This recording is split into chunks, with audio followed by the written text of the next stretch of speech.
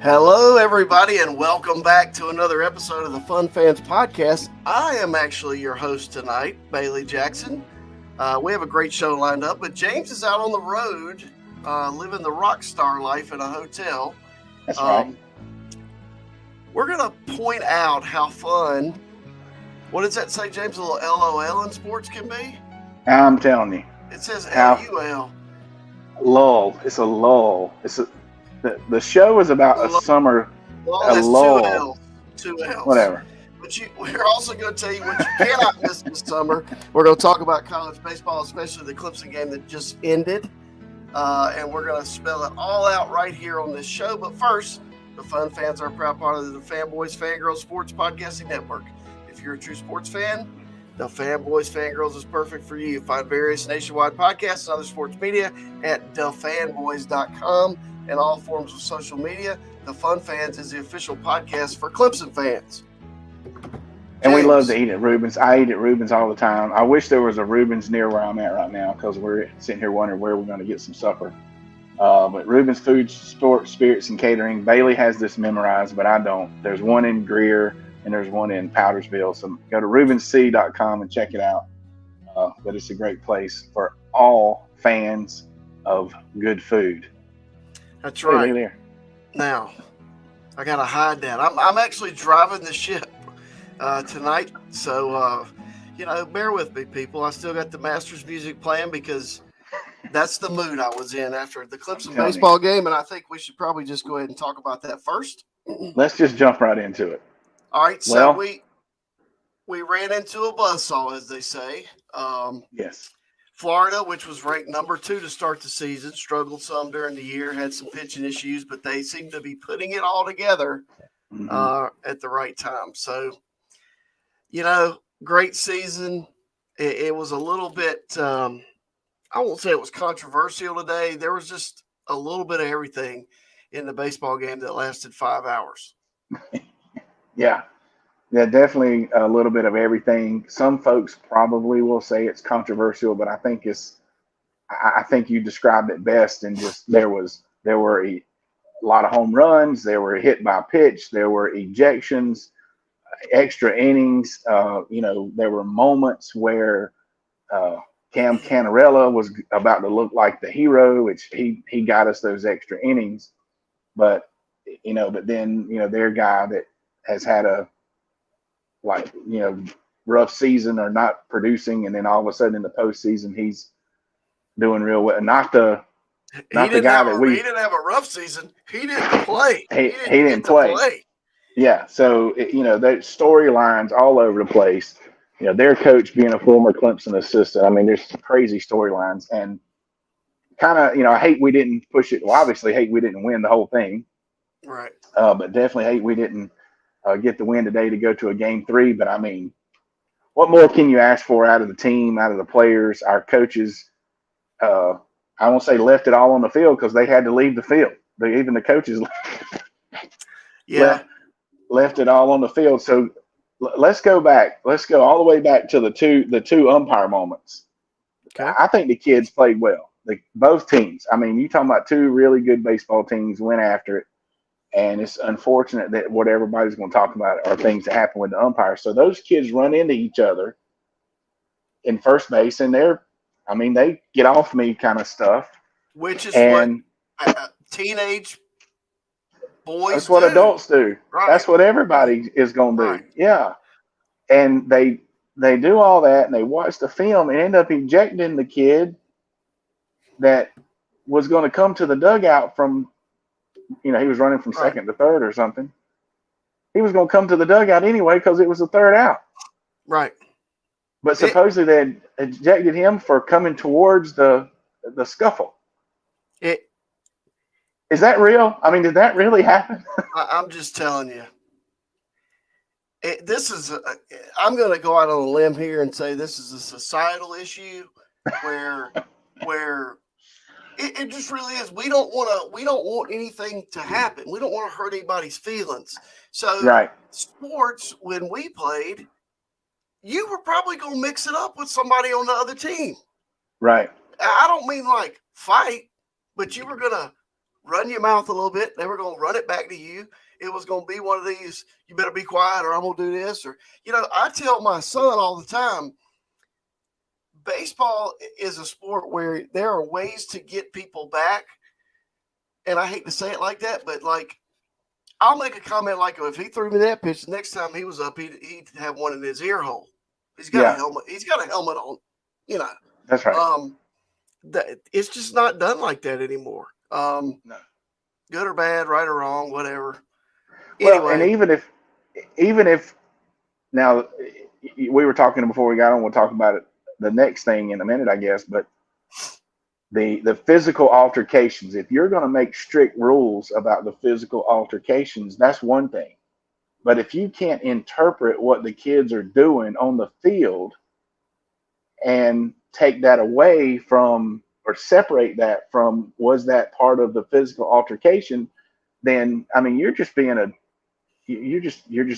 it wrong. I mean that umpire, the strict rule of if they would have pushed and shoved or somebody would have come to, okay, well this guy came towards the conflict, but there were 3 outs and he is towards his dugout, so maybe we shouldn't inject him for that. Or maybe when they were debating, the kid Mathis hit a go-ahead home run in the 13th inning.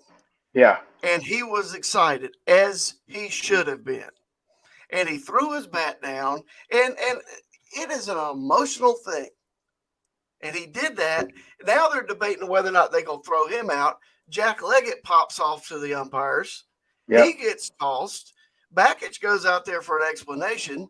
He gets tossed. And then they go, well, if Clemson wins, they'll be suspended the next 2 games. Yep. That's because umpires, there's a people factor. There's not always black and white. Common sense, you're right. The rules, there's interpretation, and you and I do this all the time. Right. You write rules. I'm assuming for your athletic department, I write rules for my whole school, and there's a, I know what I meant for interpretation, but I know that other people are going to interpret it. There's a gauge, not a gauge. There's a gap. There's an area for interpretation, and it's like those guys today. And let me back up. I'm not saying I'm not going to say those umpires lost us the game. No. Florida, we walked and hit too many batters, and they hit too many home runs. Kids hit home runs. They became part of the game, and they shouldn't be part of the game. That is correct. But anyway, I hate and I know at school, if there's this failure to obey punishment, right? Or you fail to obey an adult. There are so many different degrees of that. Like, correct. It's up to your interpretation. It used to be my interpretation, the assistant principals, and so it's not cut and dry. Oh, you didn't obey, you get 3 days OSS. There's different levels of that. That's right. Are to be interpreted. That's why it says up to 3 days or whatever. And there's context to go with that. That for them to even consider doing something, I was telling my wife, if he would have been looking towards the other team's dugout when he slammed his bat down or something like that, it could have been interpreted as taunting or something. Yeah. Maybe that would be different. But he literally just hit what could have been the game-winning home run, and all he did was look at his own teammates and was like, yeah. And I mean, he didn't throw the bat. It didn't hurt anybody. And that was ridiculous for them to even be talking about that. And then, of course, that dominoed into the coaches. Right. Well, you saw what I won't say what Leggett said, but clearly ESPN, when their cameras were working, they got it. Yeah. But I'm just going to do one thing. This is what I think about the officials officiating for today's baseball game. Okay. Yeah. That's all. Yeah. Now, let's move on to my second gripe about this game. All right. About the coverage. One, you got a game in the 11th or 12th inning. You don't switch networks because another show's coming on. How many times are we waiting on a game to end at 3:30 for a Clemson game to start because the 12 o'clock game's not finished yet? I was going to say, usually they do it the other way around. Correct. Yeah. Yeah. Anywho, And that next about got beef. me because I'm in a hotel. I didn't know, does my hotel room TV have ESPNU? Thank goodness it did. But all right, what's next? Dave Neal was the play-by-play guy. He works for the SEC network. Right? He does every South Carolina football game that's on the SEC network. And you may not notice this. Last weekend, he said Clemson was the SEC Atlantic champion twice. I didn't know that. I was at the Twice. games last weekend. Well, I've been on this show and I've said the thing about the media and promotes, and they promote where the money is, they promote where they put their money, and then that skews everything. And yeah, it's getting to it's getting, well, I'm worried what's going on with the conferences and stuff and the whole TV. It's going to be a bunch of have and have nots. Right. But that's a whole nother conversation. I'll tell you this, Jimmy Overtop, I caught in high school. I can't imagine him catching 13 innings a day and then turn around and have to play tomorrow and catch without some W. You see how I did that? Yeah, that's good. Get your all-natural, jitterless energy. Go to w.gg and enter the promo code. What's the promo code, James? Fun Fans. Fun Fans. That's right. Wait a minute. There's another thing I'm supposed to be scrolling at the bottom. Yeah, I got my True Victory shirt on. Yep, True Victory. These things that code is the fanboys. Very small over here on the side of my. Yeah, you gotta get the ticker going. That's what don't pay the bills. Hey, while Bailey's doing that, I'm gonna point out a positive. We talked about how we're proud of the kids and proud of the team. It's unbelievably great season. Great season when you host a super regional, even though we lost 2 and whatever. How about Cam Canarella? Is that kid Clutch? If his middle name's not Clutch, it needs to be. Or I'm sure the kids nowadays have some other cool nickname for him. But yeah, that's the W one. Yeah, I'm working on it. But Cam, a shout out to him. If anybody he sees this and knows him, tell him that Fun Fans love the way he plays, love the way all of them play. And that's the thing. They all played with heart. They all played with grit, just like our basketball team, just like all the teams at Clemson do. And that's what makes it fun. That's what makes it fun watching as a fan. But when and of course I said Willie Mays Hayes, and that just shows how into movies I am. But when he Willie Mays Hayes, that what would have been the game winner for Florida after hitting the 3-run homer, that was awesome. It was unbelievable. That was awesome. And he hit the first pitch. Like they're like, oh, he loves these spots. Crack. Boom. It's in the bleachers. So, and then I get a picture. He went to Hartsville, and I got a teacher that's from Hartsville, so he ends up she sends me a picture of him when he was in high school. He's kind of small. He actually was a shortstop in high school. But he's a really good player. He's a player. He's a player, without a doubt. So anyway, all right. But the other stuff, other than Clemson baseball, we were going to talk about some things. Let's talk about the lull, the LUL. Let's talk about Caitlin Clark. Okay. First of all, Caitlin Clark was left off of the Olympic team. Lisa Leslie, who is like an Olympian, an all-NBA player, one of the best women basketball players ever, said, "You're crazy if you leave the country without her." Right.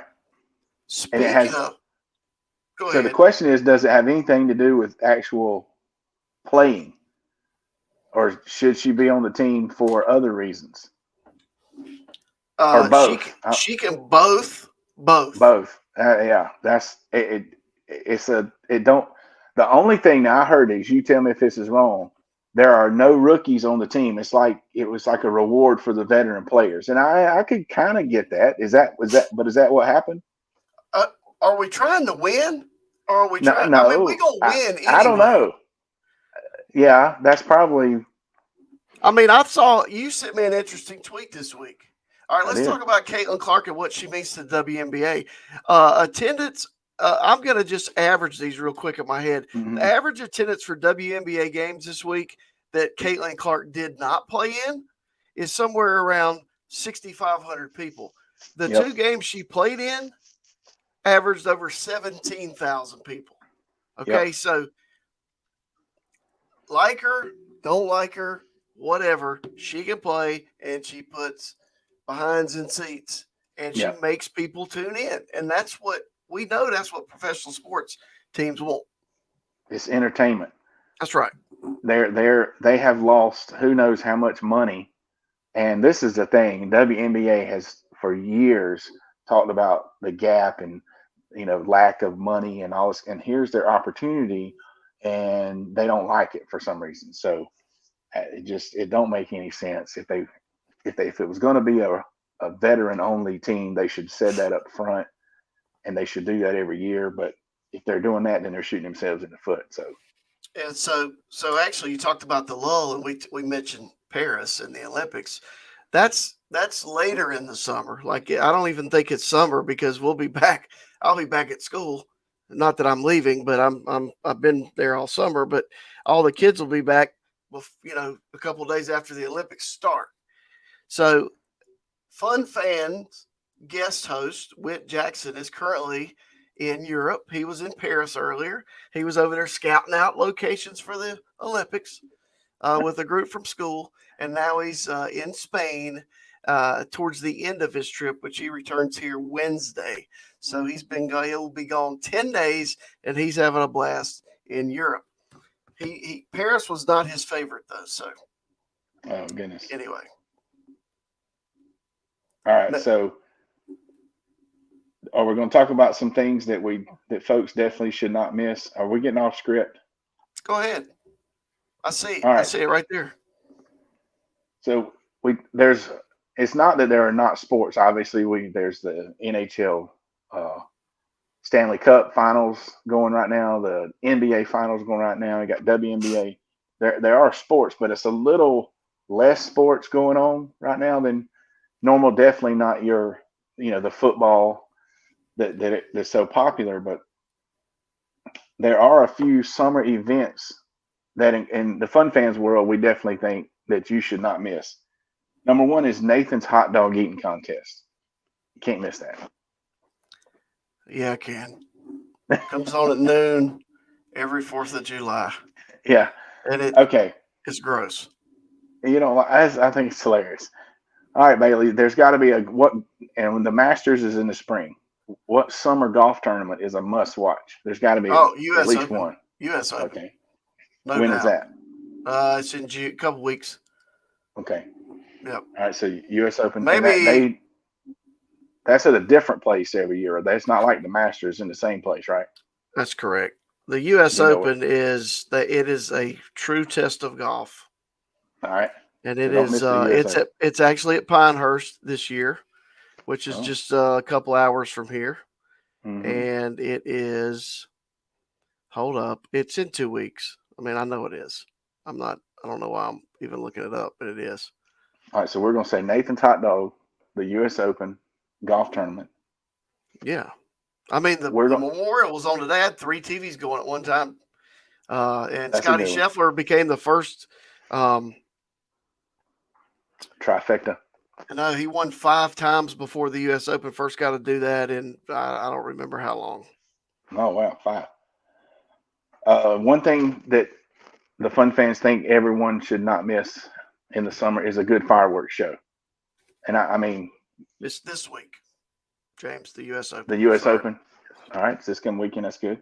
So a good fireworks show. Now, who does a good fireworks show in your area, Bailey, in the Clover metropolitan area? They have one at Lake Wiley every year. Oh, I bet that's good. Yeah. Over the water and stuff. Yes. Traffic is a nightmare. We don't go for that very reason. The Knights baseball in Charlotte actually has fireworks several times, mostly on Friday nights, but they do, if they're at home over the 4th of July, they have fireworks a couple times that week. That'll be good. Greer we live really close to Greer, and Greer does a good show. Been really impressed with Greer. So if you're anywhere in the Greer area, you can add to that crowd. One summer I helped run a fireworks stand. And that used to be a thing for coaches back in the It's a day. I lot don't know of if work. I don't know if they still do it. Yeah, they But still. I mean, we were set up out on Carowinds Boulevard, in the parking lot of a hotel, and we were. I mean, it's still a little dicey. Like, you got a lot of money in there, and people, if you're running one of those stands, we had some protection. Let's put it that way, because we were on the hook for all those fireworks. Two shows in my life that are must if you get a chance. I've been fortunate enough to be in our nation's capital on the 4th of July. Saw the fireworks show over the National Mall, sitting at the steps of the Lincoln Memorial. I mean, if that don't make you want to call like a bald eagle, I don't know what will. That was really cool. But the best fireworks show, this thing went on for like 45 minutes. It about 3 or 4 times you thought it was the grand finale, but it just kept going. Was in downtown Nashville, Tennessee. So if you ever get a chance to check out that, they do it every year, and I found out that year they're known for their fireworks show. All right, so what else can you not miss? The Orange and White Alumni Weekend, August 2nd, 3rd, and 4th. There's a tailgate on the 2nd. There's the gala on the 3rd. There's a golf tournament on the 4th. It's in Clemson. You get to rub elbows with a bunch of Clemson legends and all your Clemson family fans. So that's something you don't want to miss this summer. And what's the final thing that nobody wants to miss in the summer? The podcast, man. The podcast. Every Sunday right here, 8 o'clock. What's 30 minutes? What's 30 minutes of your time? Yeah, exactly. All right, Bailey, give us an O's update. Oh, they're rolling. They just won the 3rd game in a row at Tampa Bay. Got game 4 of the series in the final game tomorrow. And then they come home. I should say go home to Baltimore, where they host the Braves, which is of local interest. And then they have the Yankees. So they're in the tough stretch of their season. I think they have like 40 games in 42 days or something crazy like that. But they're playing well right now. Keep your fingers crossed. We'll keep rolling. But they're still chasing the Yankees. Yankees bought them another team. I'm right here near Baltimore. Are they playing the Braves like tomorrow night or something? No, they're in Tampa one more game. Oh man! Hey, we just missed them. But if they were, I'd tell you to go to Camden Yards. It's awesome. Definitely. Okay, so cheap tickets on Tuesday nights too. Finally, we have, and this is a very important, a very cool event to me. It's fun to watch, but for some reason it used to be in the summer, but now it's earlier. It's the Scripps Spelling Bee. Now, and this is a couple of weeks ago. I wasn't able to talk about this last week. We ran out of time, and I'm about to butcher these names, but Bruhat Soma emerged victorious in the Scripps National Spelling Bee, earning more than $50,000 in cash and prizes. This year's contest, this is from CBS website, so I'm not plagiarizing. So they ended in a tie. There was a tie. There was a tiebreaker. Overtime. In which Soma spelled 29 words correctly in 90 seconds, beating out Faizan Zaki, who managed to correctly spell only 20 words in the lightning round. And my man Bruhat is a 7th grader from Tampa. You know what we should do? We should have a lightning round on here. You ready? Cat. Dog. Bat. I'm guessing that the words that they spelled in 90 seconds were like harder words than that. Oh, I'm sure. Yeah, I didn't know what the objective of our lightning round was. I just, you say cat. I was going to get you to spell the words. Okay. LOL. Yes. LOL. That's awesome. We'll have to do something like that for our 4th of July America is the greatest country on earth special. That's right. But you know what? We're counting down. It's almost time for Tiger football. I'm telling you, I can't wait. Yep. Cannot wait. We're 13-point underdogs. Shock the world. We got that. But you know what? It doesn't matter if you lose that game. It doesn't matter anymore because there's going to be 12 teams in the playoffs. Yeah, plus it's Georgia. You assume that they're going to go undefeated or something. So You if would that's assume. our only loss, it'll be okay. All right, so let's move on. All right, Since I'm running the show. Yeah, you're running the show. You tell me what to do next. Well, we're excited. We have a new partnership, right, with Ivy O'Sullivan Healthcare Services located in downtown Spartanburg. Yep. And we're going to have more news about that, more information about that in weeks to come. Yep. Is there anything else you'd like to add to tonight's show, James? I just appreciate everyone listening and support the kids. It was a great baseball season. Don't let the umpires ruin it for the fans. Officials don't win and lose games. That's right.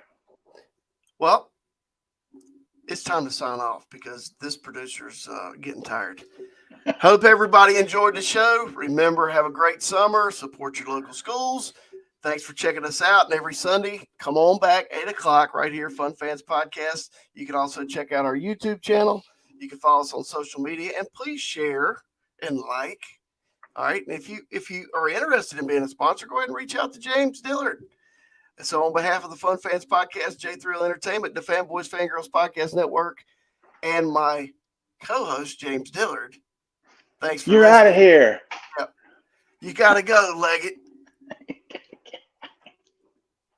Bye, everybody.